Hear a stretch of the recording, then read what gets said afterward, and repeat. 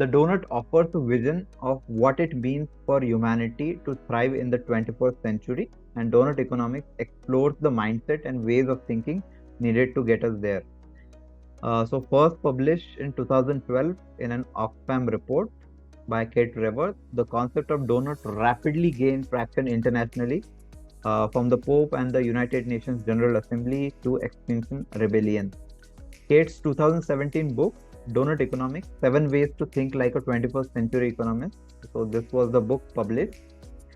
It explored the economic thinking needed to bring humanity into Doughnut, that is, the planetary boundaries, drawing together insights from diverse economic perspectives in a way that everyone can understand.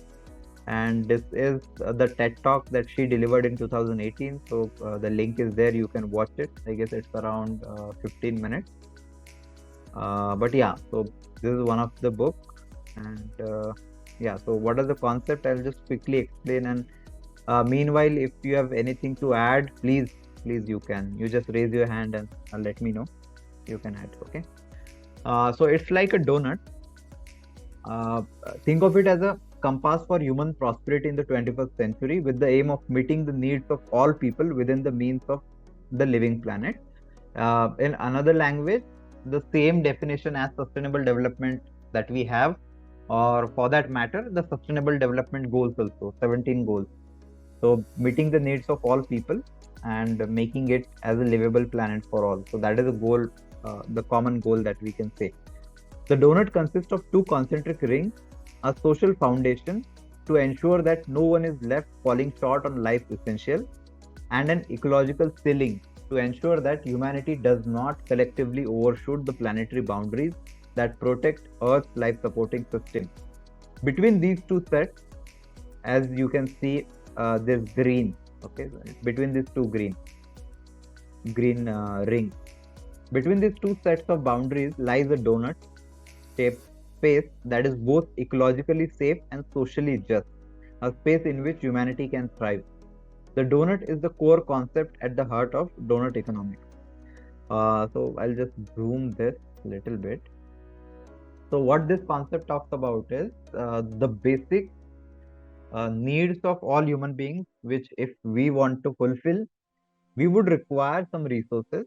So we cannot fall short of this basic, the social foundation, the shortfall of which in terms of food, water, energy, housing, gender equality, social equality. So all these would create problems in society, right? So the people are not getting enough resources. So this is a shortfall.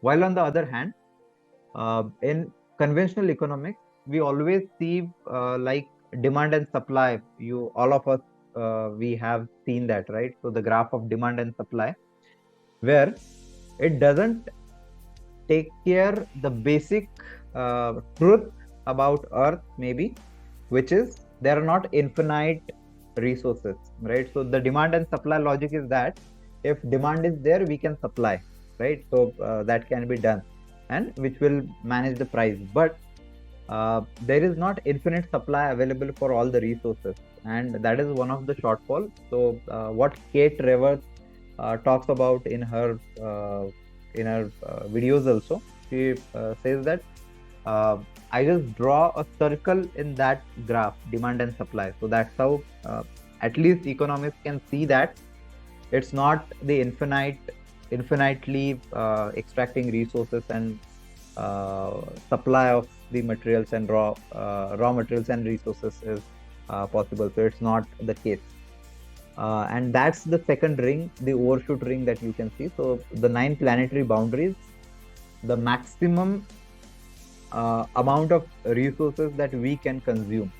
So there is some limit. It's not like we can consume it infinitely, and that's the ecological ceiling, which is possible, which is let's say optimum level of consumption, so that it's a sustainable for the next generations as well, and not about next, our own generation, to get the resources in the future also. So if the 21st century goal is to meet the needs of all people within the means of the living planet, in other words, get into the donut, then how can humanity get there?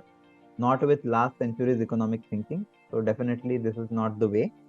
So how we can do it is there are seven ways that Steve advocates.